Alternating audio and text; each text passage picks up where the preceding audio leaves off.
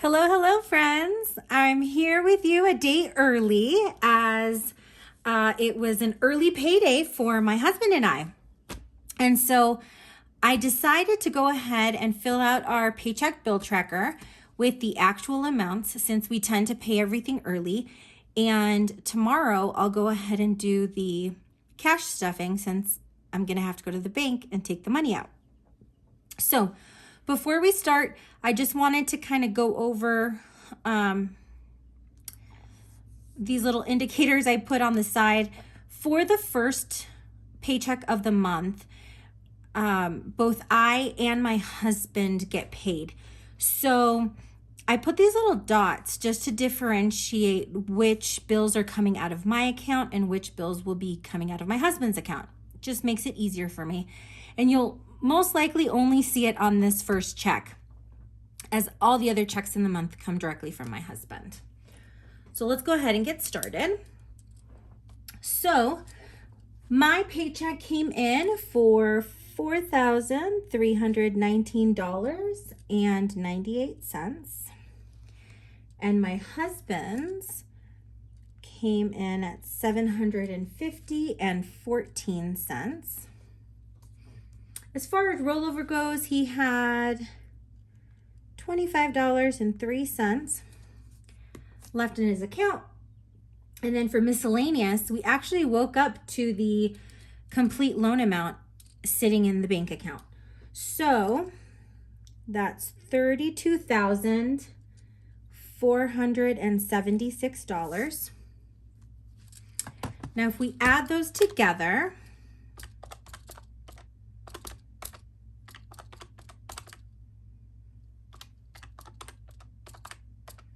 let's see. I know these amounts are going to be pretty high just because of that loan amount. So that actually equals $37,571.15. So that's what we're going to be working with. Rent came in at $1984.46. Venture One is one of the credit cards that we decided to pay off. So that was $8,833.57. Upstart, which is our first personal loan, that one is $940.71.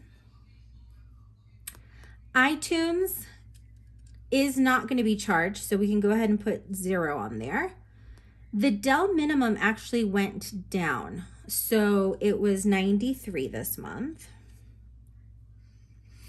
Barclay, or my Barclay, is one of the accounts that we decided to pay off with the loan. So that one ended up getting $6,260.31. On this one particularly, I noticed that the balance was different than the balance I had calculated earlier this month. But it was because we had put on a payment and that had already come off. So I'm pretty sure that this will incur interest and we'll have to pay a little later.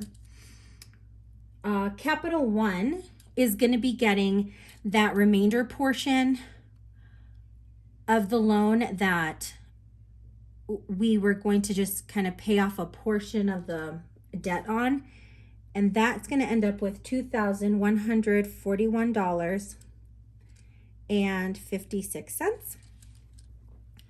Now this is a little less than what we had budgeted, but you'll see why shortly. Audible came in at $16.15. Apple is $56.16. Our Excel came in about $52 cheaper, so $198.04. iTunes, once again, is not going to get paid. The car insurance website states that we're not going to be charged this month, but I don't know if it's because it's already in process to get paid. So that being said, I've decided to go ahead and put a 0 for actual, but I'm going to save the amount of the car insurance in savings just in case I'm wrong, since this is the first real month we're getting paid. So that's going to be 0 for the budget, and that's $142.50. Now going back to Discover. Discover is another card that we paid off. That one had a balance of $8,818.94. I did verify with Peloton earlier today that no payment is going to be going out. Now, another credit card that we ended up paying off was my husband's Barclay card. It has a due date of 4/18. It wasn't budgeted, and we paid $6,152.63 on there. Now, as I had mentioned in my last video, I do want to keep the payment amount for our new loan since we don't have to pay in April. I want to keep it in the account to pay off any residual charges that are going to come out based on interest for any of the cards we paid off. So that buffer amount is going to be the payment, which is $711.04. Now, sadly, my husband's car got its emergency light came on, or its engine light, sorry. I don't know too much about cars. His engine light came on and we ended up having to take it to get fixed.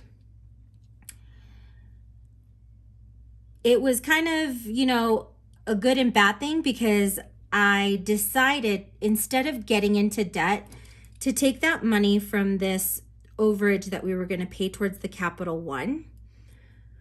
And then all that means is that we're going to have to pay a couple more payments on the Capital One in order to pay that off. So we had the unbudgeted expense of the car, which was $393.83. Now, to save you the time, I went ahead and added all of these values, and it comes to $36,640. Now, when we take that value from our income, we are left with $970.75. Now, I don't know if I've mentioned this before, but the way that things work with our budget, I'm going to end up having to stagger my monthly envelopes, which is why I decided to get a head start in filling them. So with more money, I decided to put just a little more in the envelopes to make it easier throughout the month. So for food, instead of putting the $200, I'm going to go ahead and fully fund it with the $400. Gas, I'm going to go ahead and put $100 for gas. Pets, I'm going to go ahead and skip this time. My husband is going to get his $100. I'm going to go ahead and skip this time, and miscellaneous will skip this time. So based on the new values, instead of putting 300 in, we're going to go ahead and put 600 in. And that's going to leave us with a leftover of $370.75. I apologize if you can hear that. It sounds like a car alarm is going off right outside our apartment, so I apologize for that. Now, when we carry this value over, I did go ahead and move $62 into savings for my 52-week challenge. and then I moved $13 into my husband's. Just a reminder, I pay mine monthly, he pays his weekly. And then we made a little adjustment to the actual amount that we're putting into our sinking funds. We went ahead and followed the suggestion to one of our lovely comments about steering away from too many singles because the envelopes are going to get too bulky. So because it is in the budget this time to pay a little extra money to the sinking funds, I have changed our $13 values to $15 values. And because of that, it did increase the amount of money that we're going to have to put in the sinking funds. So if we go ahead and add that, that's going to be a total of $171. If we take that away from the $370.75, we're left with $199.75. Now, I went ahead and let me pull this number down. I went ahead and decided to go ahead and pull $28. Now, it is likely that I may add more to this later in the month, depending on what ends up happening with this car insurance. If we don't get it charged, these $142 are going to go straight into that Best Buy account. So I'm going to go ahead and pull down the $28. And that's going to leave us with a value of $171.75. So $171.75. That car insurance amount is going to be $142.50, which I want to keep in the account.